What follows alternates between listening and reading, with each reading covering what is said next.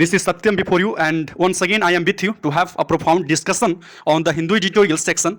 But before I start the discussion, I would like to request you all, please like and subscribe this channel if you are new to this one. Now, without any further delay, without wasting your time, I'm gonna start the discussion. And first of all, it's very imperative to know the title of this very editorial, because it's very important to know the title, because it will suggest what we're gonna learn ahead in this editorial. The gist of this editorial is in this title. So moving towards the title, this is a spirited battle on AAP and the Delhi excise policy. What a spirited battle? A spirited means what? Determined battle. Determined with a mood, a particular mood, and a motivated battle on AAP, आम आदमी party and the Delhi excise policy. आम आदमी party के द्वारा जो दिल्ली में excise policy, excise means what? एक type of tax charge किया जाता है जो लेवीड होता है on goods produced with in the country. तो उस पॉलिसी पे जो दिल्ली का स्टैंड रहा है, उसके इम्प्लीमेंटेशन में जो दिल्ली का स्टैंड रहा है उस पर पढ़ना है, और एएपी का जो आम आदमी पार्टी है उनका क्या स्टैंड रहा है, किस तरह का स्टैंड रहा है, उसी पे हम लोग को आज का एडिटोरियल को डील करना है. So once again, a spirited battle on AAP and the Delhi excise policy. तारीख 22 अगस्त 2022. आगे बढ़ते हैं. AAP has a lot to explain of its excise policy, even if the CBI inquiry is motivated.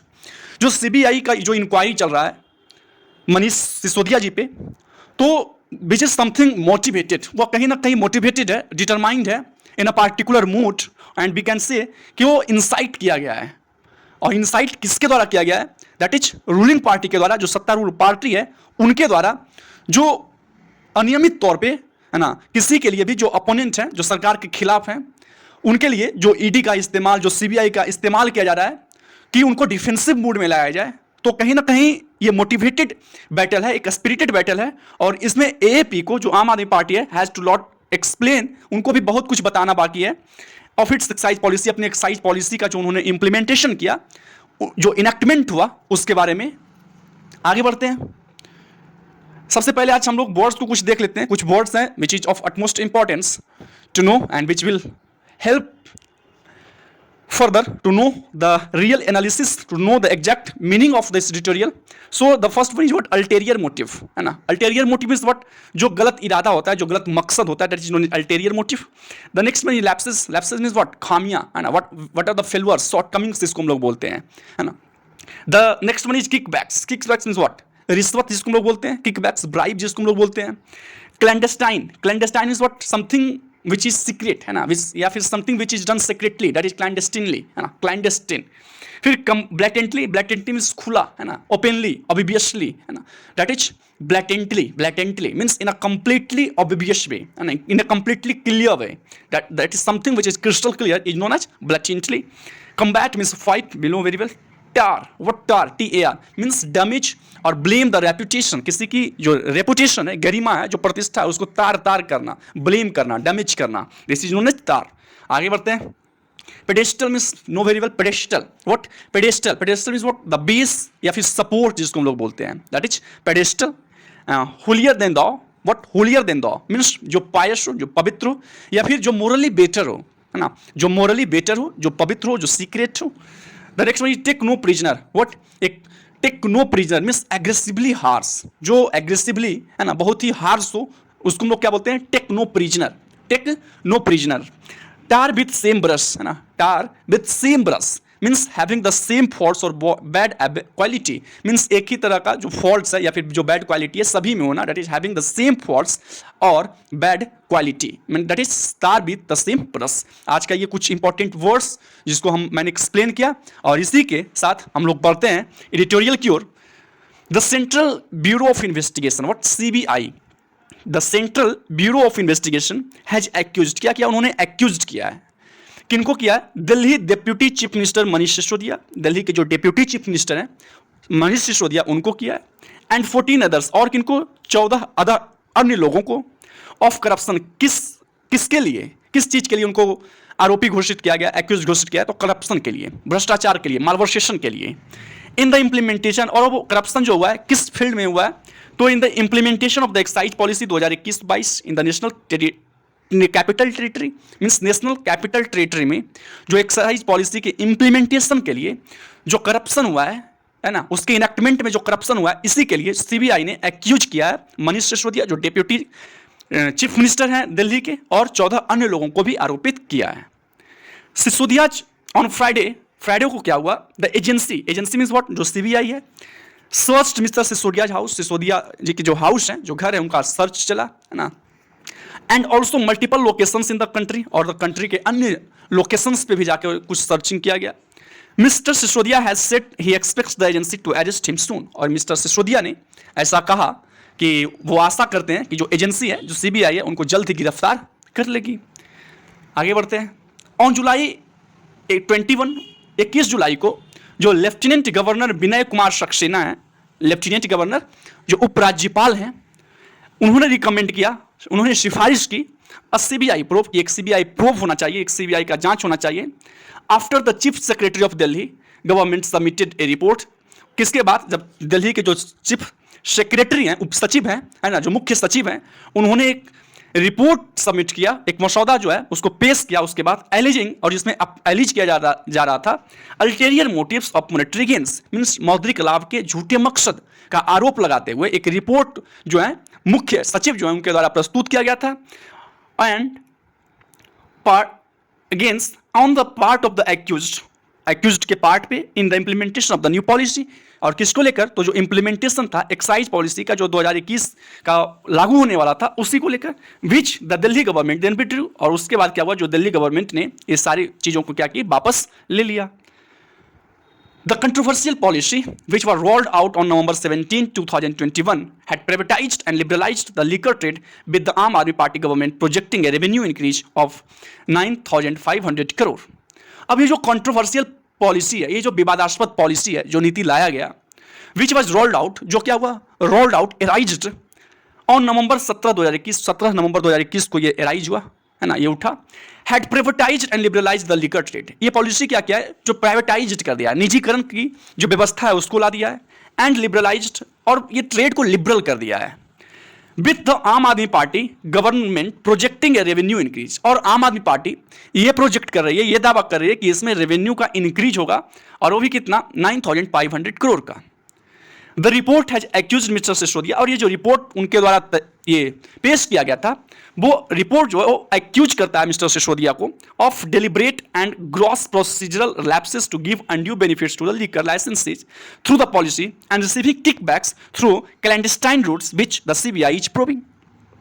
अब report में जो accused हुआ था, वो एक्यूज ये किया गया था कि जो मिस्टर सिसोदिया हैं वो डेलिब्रेट मीन्स जानबूझकर, और क्या है, and gross procedural lapses means total जो प्रोसीजर लॉस है, लैप्सेस है मीन्स जो खामियां हैं, और ये खामियां हैं टू गिव अनड्यू बेनिफिट्स, क्या है, अनड्यू बेनिफिट्स देना है, एक्सेसिव बेनिफिट्स देने के लिए, और ये एक्सेसिव बेनिफिट्स देना है वो किसको देना है, तो जो टू लिकर लाइसेंसीज, जो लाइसेंसीधारी हैं, जो लिकर बेचने का जो लाइसेंस लिए हुए हैं, उनको अनड्यू बेनिफिट्स देने का, एक्सेसिव बेनिफिट्स देने के लिए थ्रू द पॉलिसी, इस पॉलिसी को इसीलिए लाया गया है, एंड रिसीविंग किकबैक्स, और फिर उनको बदले में क्या मिलेगा, किकबैक्स मिलेगा, ब्राइब मिलेगा, थ्रू क्लैंडस्टाइन रूट्स, कैसे मिलेगा, तो गुप्त तरीकों से मिलेगा, है ना, गुप्त रास्तों से मिलेगा, विच द सीबीआई इज प्रोबिंग, जिसको सीबीआई अभी क्या करे, जांच पड़ताल कर रही है ना। आगे बढ़ते हैं। AAP has claimed that the new policy made the liquor trade more beneficial for the public exchequer and consumer। अब क्या है, जो एएपी है यानी कि जो आम आदमी पार्टी है, उन्होंने ये दावा किया कि जो ये नया पॉलिसी लाया गया है, जिसका इंप्लीमेंटेशन को लेके ये बवाल खड़ा हुआ है, उनको ये उनके द्वारा, उनके लिए ये दावा किया जा रहा है आम आदमी पार्टी के द्वारा कि जो लिकर है ना, मेड मोर बेनिफिशियल, ये जो पॉलिसी है वो क्या किया है, मोर बेनिफिशियल है, लाभप्रद होगा for the public exchequer means public accounting department जो है ना, जो खजाना है उसके लिए, और ये बेनिफिशियल होगा, रेवेन्यू बढ़ेगा, है ना, राजस्व की वृद्धि होगी for the public exchequer and the consumer, और कंज्यूमर के लिए भी ये क्या हो जाएगा, बहुत ही लाभप्रद होगा। The merits of the case remain subject matter of investigation. अब व्हाट आर द मेरिट्स, है ना, what are the goodness in this what policy, वो एक मैटर है, वो एक विषय रहा कि उसका जांच पड़ताल अभी होना बाकी है। But hardly anyone expects the CBI to be impartial, लेकिन हार्डली, शायद ही किसी ने उम्मीद किया कि सीबीआई जो है वो निष्पक्ष होगी। मीन्स इस तरीके से हमारे देश में सीबीआई का, ईडी का, इन्फोर्समेंट डायरेक्टरेट जो है उनका यूज किया जा रहा है। एंड जो यूज सिर्फ इसलिए किया जा रहा है कि जो हमारा अपोनेंट हैं, जो लोग भी, जो पार्टी भी सत्तारूढ़ पार्टी के खिलाफ बोलेगी, सत्तारूढ़ पार्टी के खिलाफ आवाज उठाएगी, उसके पीछे सीबीआई ईडी लगाया जाएगा। तो कुछ इस तरीके से यूज किया जा रहा है। अब उस पर क्या हुआ कि कोई शायद ही ऐसा होगा जिसको उम्मीद है वो रहेगा भारत में कि जो सीबीआई है वो निष्पक्ष तरीके से, निष्पक्ष होकर जांच पड़ताल कर रही होगी। But the agency has been blatantly misused the BJP by the BJP and the center to target political opponents and the state runs by the opposition। अब जो एजेंसी है, agency is what, either that may be CBI और फिर ED. तो ये agency का क्या हुआ है, ब्लैटेंटली मिसयूज किया गया है, मींस क्लियरली, है ना, something which is clear, crystal clear. तो क्लियरली इसको क्या किया गया है, मिसयूज किया गया है बाय द बीजेपी, किनके द्वारा, बीजेपी के द्वारा, भारतीय जनता पार्टी के द्वारा, एंड द सेंटर्स, केंद्र के द्वारा, टू टारगेट, किस लिए किया गया, टारगेट करने के लिए पॉलिटिकल अपोनेंट्स के, है ना, जो राजनीतिक विरोधी हैं, है ना, जो आर्क राइवल्स है, जो प्रमुख प्रतिद्वंदी हैं, उनके खिलाफ, and state runs by the opposition, और वैसे स्टेट्स के लिए जो अपोजिशन के द्वारा रन किए जाते हैं, चलाए जाते हैं। The BJP has been successful, और बीजेपी जो है सक्सेसफुल रहे हैं, सफल रहे हैं in putting its opponents on the defensive, है ना, अपने अपोनेंट्स को, अपने आर्क राइवल्स को डिफेंसिव रखने में, है ना, डिफेंसिव रखने में, through CBI and ED investigation on a regular basis, नियमित अंतराल पे सीबीआई और ईडी का जो इन्वेस्टिगेशन है उसको लेकर बीजेपी जो है अपोनेंट्स को हमेशा से डिफेंसिव रखी है ना, वो ज़्यादा नहीं बोल नहीं सकती है अपोजिशन के, ये पार्टी के खिलाफ, सत्तारूढ़ पार्टी के खिलाफ।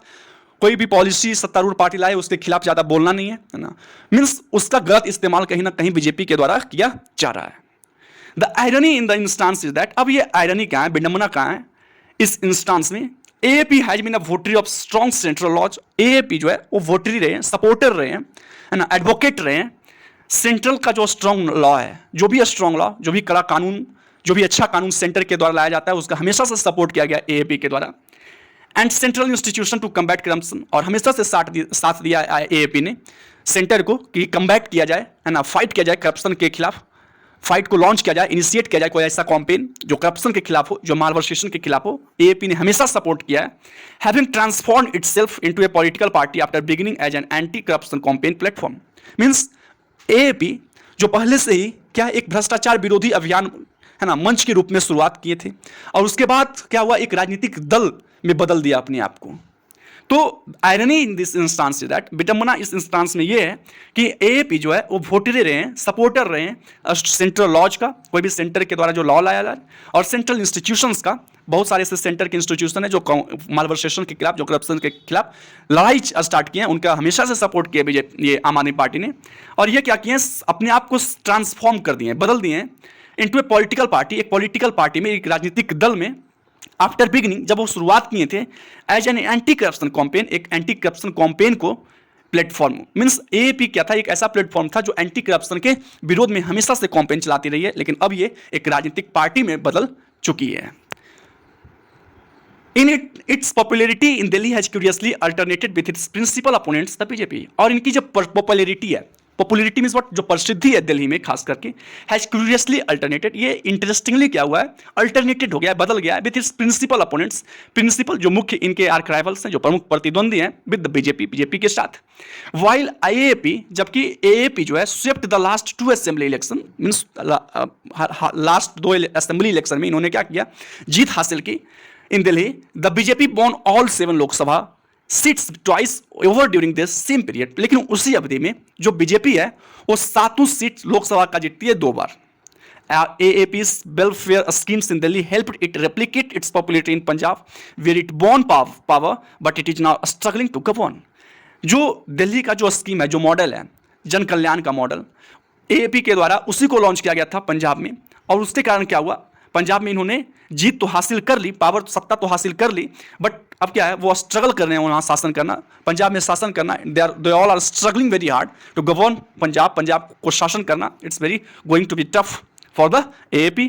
AAP's strategy has been to tar the all politicians, AAP का जो स्ट्रैटेजी रहा है, जो रणनीति रहा है, वो हमेशा से क्या रहा है कि पॉलिटिशियंस को क्या करना है, डिसरेप्यूट करना है ना, पॉलिटिशियंस को क्या करना है, टार करना है, and politics itself with the same brush while clinging to be the only incorruptible entity. और क्या कि सभी जो पॉलिटिक्स हैं, पॉलिटिक्स जो है वो क्या है, हैविंग द सेम फॉल्ट्स और बैड क्वालिटी, सिर्फ अपने एक जो ऑर्गेनाइजेशन है जो एएपी है उनको क्या बताया गया, इनकरप्टिबल बताया गया, वो करप्ट नहीं है। बाकी जो सभी हैं पॉलिटिशियंस हैं, पॉलिटिक्स है, वो क्या है, सेम मोटिव्स से है ना, सभी में सेम फॉल्ट्स है और सभी में जो है बैड क्वालिटीज है। This is its attempt to reenact the script in Gujarat. अब गुजरात में जो अटेम्प्ट है, जो प्रयास है, जो इंडेवर है to reenact the script, जो स्क्रिप्ट पे चल रही है दिल्ली सरकार, उसको री इनेक्ट करने का, दोबारा से इनेक्ट करने का, the prestigious pedestal of the BJP. और गुजरात जो क्या रहा है, प्रेस्टिजियस पेडेस्टल रहा है बीजेपी के लिए, है ना, बेसिक सपोर्ट रहा है गुजरात नरेंद्र मोदी सरकार के लिए, बीजेपी सरकार के लिए।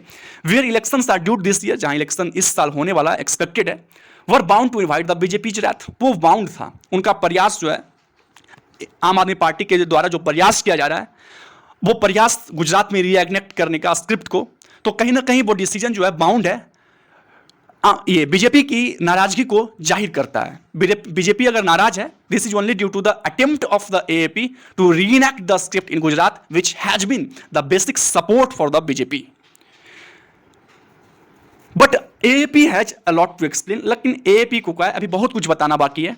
It remains to be seen, अब ये देखा जाएगा whether the holier than the politics, जो पवित्र पॉलिटिक्स है, जो पायस पॉलिटिक्स है, जो मोरली बेटर पॉलिटिक्स जो क्राफ्ट किया जाता है एएपी के द्वारा, आम आदमी पार्टी के द्वारा, सर्वाइव्स, क्या वो सर्वाइव कर पाएगा द नो प्रिजनर्स अप्रोच, जो बीजेपी के द्वारा जो नो प्रिजनर अप्रोच है, जो एग्रेसिवली हार्श अप्रोच अपनाया जाता है, क्या वो सर्वाइव कर पाएगा, even as it tries to frame, हालांकि जो आम आदमी पार्टी है वो फ्रेम करना, स्ट्रक्चराइज करना चाहती है टू द 2024 इलेक्शन, जो 2024 का जनरल इलेक्शन होने वाला है, एज ए कंटेस्ट, एक ऐसे कंटेक्स्ट के तौर पे between AAP chief Arvind Kejriwal, AAP chief Arvind Kejriwal के बीच और प्राइम मिनिस्टर नरेंद्र मोदी के बीच ये इलेक्शन होने वाला है। तो क्या सवाल ये है कि जो एएपी है, जो मोरली राइट पॉलिटिक्स का दावा करती है, जो पायस पॉलिटिक्स का दावा करती है, क्या वो एग्रेसिवली हार्श पॉलिटिक्स जो बीजेपी के द्वारा खेला जाता है उसको सर्वाइव कर पाएगा? जबकि ये स्ट्रक्चराइज किया जा रहा है, ये फ्रेम किया जा रहा है कि 2024 का जो जनरल इलेक्शन होने वाला है, that is going to be a contest between the chief of Delhi, that is what Arvind Kejriwal and Narendra Modi. So this is the question, and this question is of utmost importance in the politics, in the political arena. So let it be what happens. We all will watch. So this is all about today's editorial. I think you have understood all the ins and outs of this editorial. So thank you. Have a nice day. Bye bye all of you. Thank you.